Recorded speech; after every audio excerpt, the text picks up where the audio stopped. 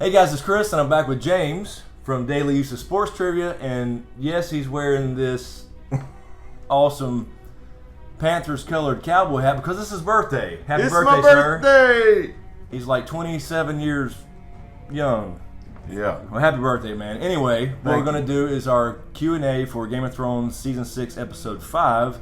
And if you hadn't seen the previous Q&As, check those out. But what he's going to be doing is reading the questions directly off the comment section from you guys.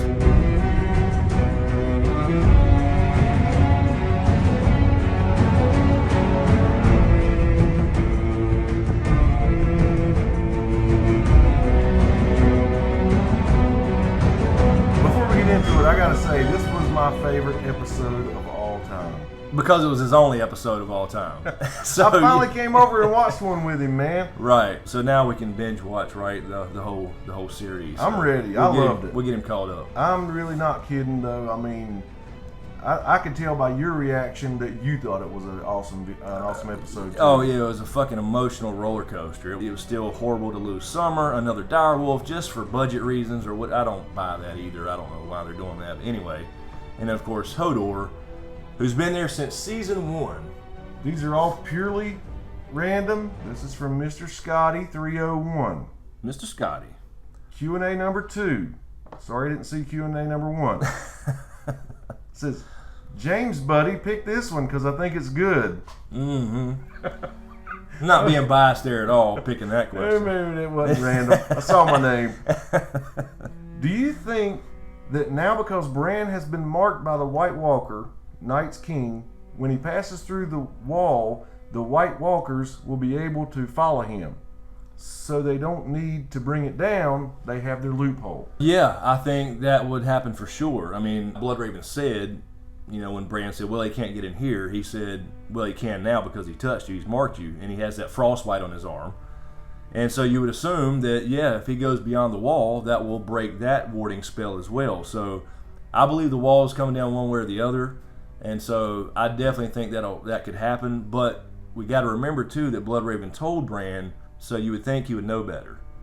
Yes, you know, so he did tell him. But also you screwed up, is what he told him. Right, basically. Right. But he knew it was going to happen anyway, which is why he had to create the whole Hodor time loop. Anyway, yeah, you would think he would know better, but at the same time, where else is he going to go? I mean, he wants to go south. He wants to go he don't have any help right now. It's just him and Mira, and he's still stuck. Really. He's still stuck. Why in this, go up there? Right. He's still stuck in this, Matrix, vision he's in, getting everything uploaded to him or whatever from Bloodraven as far as the memories or whatever in the werewood.net system. So we'd have no idea where he's going, but I would imagine she wants to go south. I hope so. Let's see. This one's from me, Darby. Q&A. With what we know about the version of time travel happening in the show, do you think Bran could be responsible for the Mad King muttering, "Burn them all," in the days before Jaime kills him? I think it's possible. I mean, the whole thing when Bran went back to the Tower of Joy and his dad heard him, and then of course there was a very similar scene, I guess you could say, in the books when Bran's first learning to have visions with Bloodraven. He goes back to Winterfell and Ned hears him there. Ned is praying at the Godswood in Winterfell, and Bran's watching this happen, and he interrupts him by saying "Father," and Ned hears something. So it's very similar in the book. So yeah, I'm liking this idea that the Mad King went crazy because he heard whispers. The only thing I would say about it that would be a negative as far as this little theory is that the Mad King went crazy over years and years and years. It wasn't just like a one-time thing. I think we may see a flashback of the Mad King dying via Jaime Lannister. It opens up so many possibilities with him being able to affect the past by at least whispers. So. Okay, this question comes from Lucky to Be Here 815. Q&A. Do you think Ned knew Bran would be a Greenseer? He always goes to the weirwood tree. Could the reason be he is talking to future Bran? No, I wouldn't think Ned would know that. Ned just went to worship his old gods, and there's no reason to believe he would know Bran's anyone special. It's implied that the Starks over years and years and years lost their knowledge or what have you of their past ancestors' abilities to warg and green sight and all the things associated with the Stark blood and Children of the Forest blood and all that kind of northern magic. Because Ned really didn't want, he was going to kill the direwolves when they found them, and Bloodraven sent that direwolf to them to unlock their abilities. I think he would just be praying to the old gods, and I'll say this, I don't think there are any old gods, or any gods for that matter, in the story. I think the old gods are essentially Greenseers who can see through weirwood trees, like Bran, like Bloodraven. The old gods were adopted by the first men, but it was more like they actually adopted, the children themselves, but they just don't know that. Moving right along, Chris G. Chris G. Nice picture, by the way. It says, Q&A. Your friend James implied you had a cool dog. Will he ever be in the spotlight? P.S. You are a sexy countryman. Wear it like armor. And you and Val are the best Game of Thrones channels. I always want more vids from both. So how about Riddick? Is he ever going to be? Yeah, we need to get Riddick up in here. He's just too low on the ground right now. He's a 100-pound German Shepherd, and yes, if you get the name Riddick, we can be friends. But yeah, I want to get him in some videos because he's my direwolf. We need to get him a little stand back here or something so he can be seen, or maybe me to sit on the floor.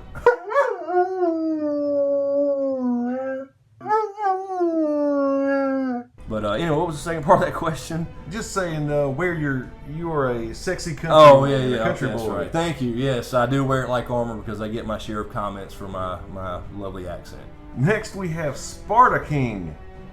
Sparta King says, do you think that R+L J will be confirmed episode 6 because young Ned will be in the episode? I don't think so. I don't think they're going to reveal R+L J at least until episode 10, if not dangle that carrot for season 7. So I think young Ned, a younger Ned, being in the next episode will probably be the Mad King flashback, where Jaime Lannister kills the Mad King, and this is where the theories come from about him going crazy because of Bran. What happens is Jaime kills the Mad King because he's ordering everybody to be killed by fire, and orders Jaime to bring him his own father's head since he turned on Aerys and sacked the city. That's cold-blooded. Yeah, and so Jaime decided, you know what, fuck that, I'll just kill you. And so, yeah, that was a pretty good damn reason to kill the king, I guess, because he was fucking crazy. He actually saved the city. So, he kind of told Brienne that story. Basically what happened was once he killed Aerys, he sat down on the Iron Throne for a second. I don't think he was really thinking about being the king or anything or trying to take power himself, but Ned walks in during that time. And so Ned, from that point, kind of prejudged Jaime. And that's probably... Because he saw him sitting there? Because he saw him sitting there and he had just killed the king. He didn't know the whole story. I think that's what we may see Ned doing this next episode. Next question. Michael Madsen. Q&A. Do you think Bran could be Bran the Builder, whom built the wall through some sort of Hodor-like time loop? I think that's a cool idea. And I've seen a lot of those too this week as far as the questions.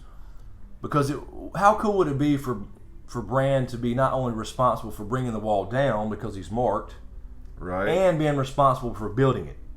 Oh, that's a great idea, and it may go down that way. The only thing that I would say no to that, because how does he do that logistically, right? I mean, so Bran the Builder is this legendary figure that built the wall. This thing is 700 feet high and 300 miles long. He built Winterfell, he built Storm's End, all in a lifetime, which seems very impossible, right, in these medieval style times, right? It had to be. I mean, the wall is said to be built by men along with the children after they created this, zombie race of ice demons. And there was some magic involved with that. Obviously, they couldn't, physically build something that huge and that long. And I could see maybe a castle getting done in a lifetime, one, but not Storm's End and Winterfell and the wall. So there's definitely more to Bran the Builder than this, straight up guy who did all this exactly like it was said in history. So it would be very cool to see that some of these legends are not so straightforward as they think, right? Because in the same way that they don't believe in the legends of White Walkers and ice spiders and, all this kind of shit that are actually true. So I think it's a great idea. How does he go back in time and become Bran the Builder? I mean, he can't manifest himself physically. He can only travel as far as his consciousness. He would have to somehow influence somebody else to do it, or right, maybe there is some kind of power that they would, delve into where he can manifest and become this person back in time and get with the children of the forest and however it happened and build the wall. But I don't see how that works. And I think that would almost get too much into the sci-fi realm of time travel all over the place, and it gets too sloppy. I don't think they're going to do much more than the Hodor loop as far as that goes. But it's a damn good idea. He hears about the legend growing up, and it's actually him. And it's him. Yeah. That's just... Noam Almog says, Q&A, do you think we will see Euron get the Dragonbinder from Valyria? Who's the Harpy, Dario or Euron? I don't think we're going to see Dragonbinder in the show. Could you explain Dragonbinder? Yeah, so in the books there are two supposedly magical horns. One is called the Horn of Jormungand or the Horn of Winter, and it supposedly wakes giants from the earth, which is the one that supposedly brings the wall down. Okay. And what I think that is a metaphor for earthquakes. In the show, when they found the dragon glass at the Fist of the First Men, they did show a little horn with that dragon glass. But I think it was more of an Easter egg for the book readers because it went with Sam to Old Town and we never saw it again. Right. So in the King's Moot in the books, which is one of the things I said in the review, Euron comes up promising the world to everybody at the King's Moot to get their vote because he has Dragonbinder. And it's this giant horn that supposedly binds dragons where you can control them. And he basically says the same thing he did in the show, but only in a different way, in a kind of a cooler way, because he's kind of a different character in the books as the way he's portrayed. And he basically says, you know what? We're going to take the world over because I'm going to go over and marry this dragon queen. I got this horn right here. We're going to take her damn dragons, and we're going to fucking conquer everything. So, is this the uncle that came back from the dead? Or came back from drowning? Right, yes. That's Euron. So that's Uncle Euron. And so I don't think in the show they're going to introduce Dragonbinder. They used, instead of that, they used a little gimmick that she needs ships. I'm thinking he's probably the one who went and had her ships burned. His angle in the show is she needs my ships, so I'm going to go give her ships, and she's going to marry me, and we're going to conquer the world together. So that's the angle in the show. So I don't think I'm going to introduce Dragonbinder, or the Horn of Winter for that matter. Good question. Who's the Harpy, Dario or Euron? I think, at this point, I still think it's Dario in the show. In the books, I don't think that necessarily. It kind of points to a character called the Green Grace. I don't think Euron is the Harpy, because if he actually plans on wedding Dany, he needs her. And I don't think he would put her in that kind of danger, them trying to actually kill her. Right. If he was as far as being the Harpy goes. So I would still lean towards Dario for sure in the show. Everdome Everdome says, Q&A, any thoughts on how this Hodor event will affect Bran in the future? The whole end of that episode was just too sad.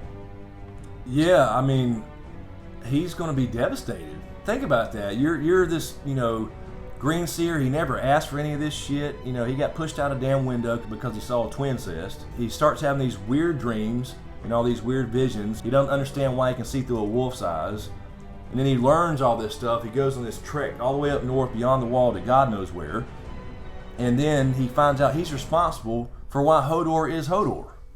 That's got to be damn traumatic as hell. So yeah, he's not going to feel good about it. So hopefully he's learned his lesson about, fucking with the past. People are hating on Bran like it's all Bran's fault. Well, technically it's not. It had to happen that way. He had to have Hodor become Hodor to get him there. Had to. And be there to save him. Exactly. And he's going to save the world. So it had to happen that way regardless of the blame. In this show, and it's known for ripping your heart out. But the thing is, that affected me more than the Red Wedding. I liked Robb. I didn't want to see Robb get killed or his wife. I didn't never really like Kat. I didn't give a shit. She got her throat slit. I didn't care about that too much.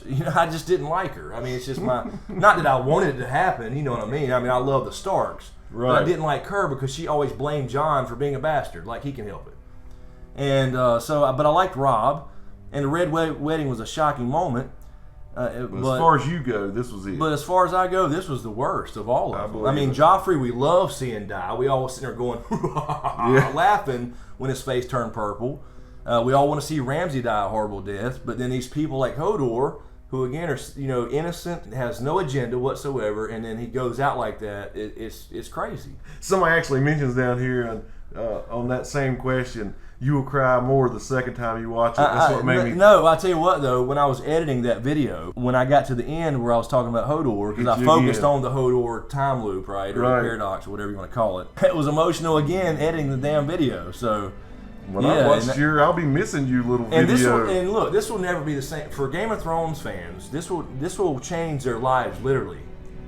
I don't care who you are. If you're a Game of Thrones fan, from now on, when you go to a store, when you open the door to your fucking house every day, right? It don't matter if somebody's asking you to hold the door. You're going to think about Hodor. I believe that. From this point on, every time you go into a building or go out a building or go into your own house. Any kind of door being involved in your day. I believe that. You're going to be thinking Hodor, and you will get that little. I'm good. So yeah. That was genius, though. Hodor, hold the door. Yeah, I loved it. You know, and that actually got predicted by accident, kind of as a joke, in 2008. Wow. Yeah, I'd have to find the article, but somebody on a blog or something somewhere said that as a joke, but they didn't tie it into Bran and all that. The reason why, but hold the door meaning Hodor. I thought that was pretty cool. Wow. Okay, next we have Josmark Segura. Q&A. Do you think we'll see Benjen or Coldhand's next episode? Yes, definitely Benjen. I think. I'm not sure they will do a Coldhands in the show. They may have some kind of combination of Benjen / Coldhands for the show. George R. Martin. Book characters? Yeah, Coldhands is a book character. Benjen disappeared in season 1. There's really not anyone else it could be that's north of the wall. For you show-only watchers, Coldhands is a character in the books. He's kind of mysterious. Nobody really knows who he is. George R. Martin has said it's not Benjen Stark in the books. But he is basically a white that still remembers being a brother of the Night's Watch. He wears a black cloak. And he rides an elk. He helps Bran and them to Bloodraven. So he doesn't even seem to realize he's a white. But he's like a dead man that still has memories and whatever. So it's really confusing when all the other whites are just mindless zombies that kill everybody. So I don't know if they'll do that in the show, only because you would have another mystery to solve, and who is he and why is he a white that, you know, seems to care about people and seems to be serving Bloodraven, and Bloodraven's now dead. So I think it's probably just straight up Benjen, but they could do some kind of weird. Yeah, they could do some kind of weird, you know, crossover on the show. But yeah, I mean that's the big question. Where the hell has Benjen been for 5.5 seasons? You know, he takes Jon to the wall. He's the first Ranger. He takes off, and then you never see him again. And so where's he been all this time?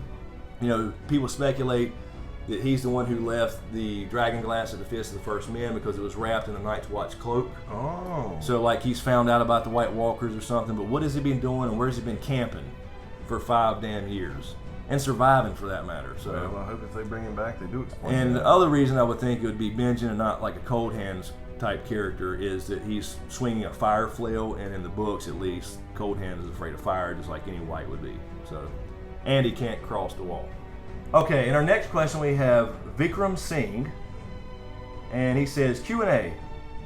They really made one scene look damn important. One where Littlefinger says, your brother's army, half-brother. Do you think Littlefinger's still planning something, maybe because distrust between Sansa and Jon? They did make that scene look important, because he kind of walks past. He's scared of the big tall lady. You know, she's already threatened to unleash her ass on him. And so he walks up and quietly says, half-brother, and then walks off. So I do think he's got something up his sleeve. I think he's going to try to drive a wedge between them so that Jon doesn't get his name, his rightful name. That's my theory. That's actually a very good thought. Is it really? Absolutely. I was winging it bad. No, that's really good because that's what I was going to say. I don't think he wants her to completely trust Jon. And she didn't necessarily just lie to Jon. Because she's the only one that can vouch for him, you said, right? Right now? Well, she's the only one that could give him the name. If she becomes Queen of the North and that's recognized. Only if she becomes. Yeah, it has to be a royal decree by a king. So like for right now, Tommen could do it, but Tommen don't give a shit about it. Okay. So when she becomes a recognized Queen of the North, she could say, yes, you're a Stark. But then he's the male and all that kind of stuff. So he's definitely still up to something. He don't want her to trust him. She's keeping that ace up her sleeve. But then again, it wasn't just a direct lie to Jon. She didn't necessarily trust everybody in that room. Yeah. As far as Davos and Mel. Because he asked the question How did you know? Right. It seemed like a direct lie to John, him. but it was more. I mean, it probably was, but also I feel like that she don't too. know she don't know Melisandre. She don't know Davos. She doesn't know, all those people in the rooms. I want one of those fur coats so bad. I would wear it on this show. Well, apparently she's going to make the armor for everybody. She's going to make all the Stark armor. She's going to make all the Stark banners for the upcoming battle. Because where's that being produced? China? Sweatshop somewhere. Sweatshops in Essos? Well, Bud, I'll tell you, I think now's a good time to wrap it up.